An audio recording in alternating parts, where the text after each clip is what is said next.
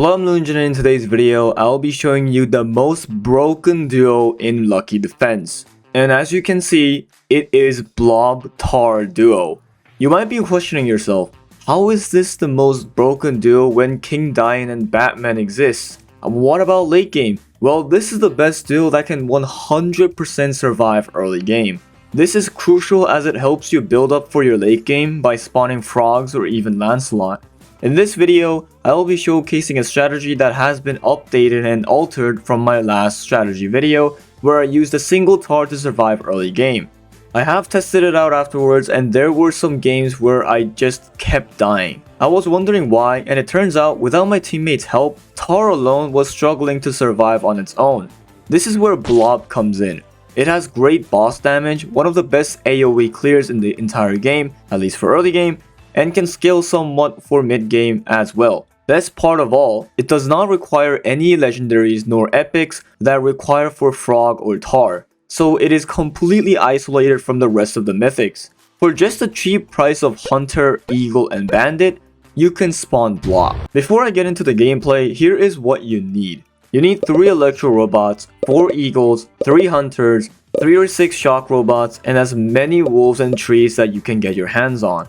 3 Electro Robots are there for the stun, 1 Eagle for Blob, and 3 for Kitty Mages, 1 Hunter for Blob, another one for Tar, and the last one for an emergency Lancelot. I will get to it later. 3 Shock Robots if you have Cody, 6 if you don't, and the Wolves and Trees go for Frog. Enough introductory of the strategy, let's get into the game. As soon as the game starts, you want to wait for 90 mobs to fill the tracks so that you can complete the in-game quest Flashback. This lets you and your teammates start the game with 200 extra coins, which is not only good for the early game efficiency, but you can also save it for safe box efficiency as well. After you spawn your guardians, merge everything possible except the bandits. The bandits will be your early game money makers, and the mergeable guardians turn into luck stones. However, if you have any guardians that are not bandits lying around, you sell them for more safe box interest gains. Minuscule, but it does help later on. After that, you move your guardians to the side and look out for 1 Sandman and 3 Shock Robots. Sandman will be used for Tar, and the 3 Shock Robots are used for stuns late game. You can turn them into luck stones by selling them, but getting them back using the rare gamble later on is a waste of luck stones, so getting it early is crucial. This game, however, I got 3 Sandman, so I decided to merge for a guaranteed epic. Then you proceed to keep gambling for epics and spawning in the challenge boss as much as you can.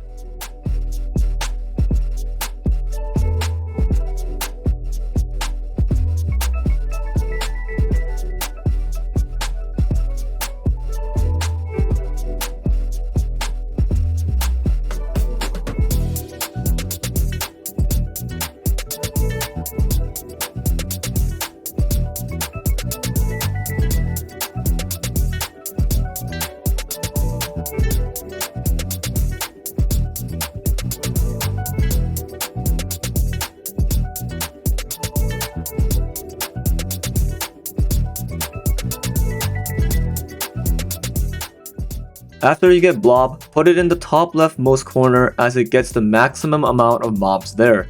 You should be fine until wave 30 once you get Blob.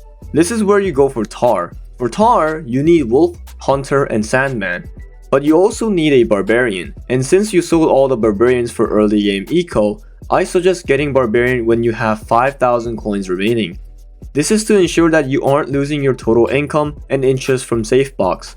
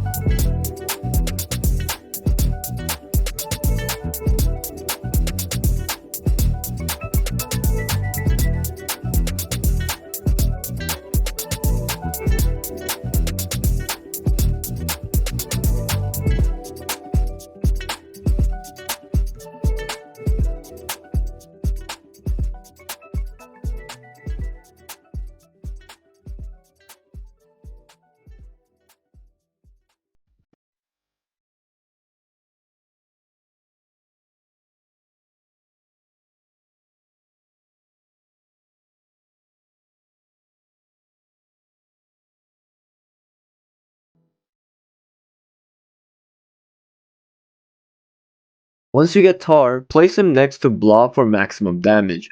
Also, this isn't required and you can get Tar far later on for more safe box gains if your teammate already has their own DPS, like another Tar.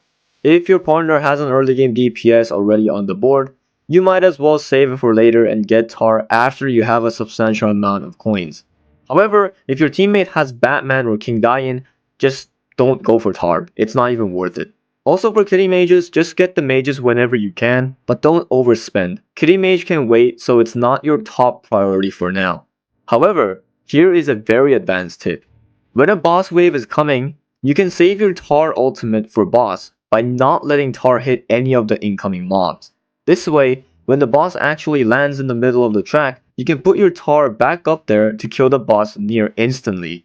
Next, you want to go for King Diane. It doesn't matter if you don't have level 12 Frog, just go for it. Once you have accumulated 10,000 coins, start spawning commons for Frog. Unlike last video, you have 2 early game DPS so you don't actually need a Frog to be a temporary DPS. Just keep rolling for Frog and you should be good. Once you get King Diane, you don't really need to keep Tar around as it doesn't do much in front of the king. So just put it aside or keep it around if it's tier 3. Remember when I said you want 3 hunters? This is where the third hunter comes in. Your third hunter is for Lancelot just in case you don't get King Diane. And as soon as you get King Diane, you should spend your luck stones on rares to get 3 shock robots if you haven't already. While doing so, get 1 Sandman and 1 Paladin. Sandman is for Cody and Paladin is for Lancelot.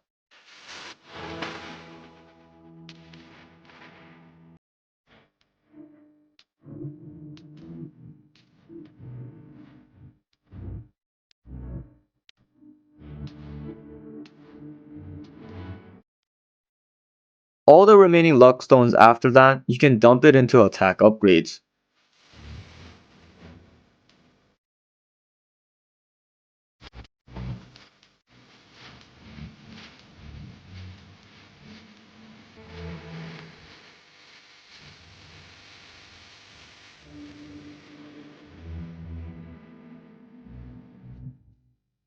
Once you have a setup going on, at wave 50, the game will offer you 3 out of the 4 legendary guardians in the game.